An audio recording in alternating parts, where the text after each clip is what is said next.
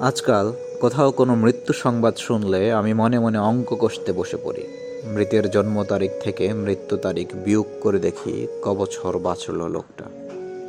তারপর সেই বিয়োগ ফল থেকে নিজের বর্তমান বয়স বিয়োগ করে দেখি মৃতের মৃত্যুকালীন বয়সে পৌঁছাতে আর কত দূর বাকি।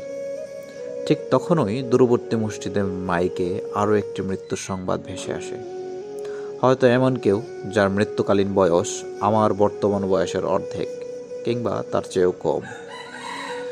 আমি তখন অঙ্ক করতে ভুলে যাই জাগতিক জড়তার হিসাব।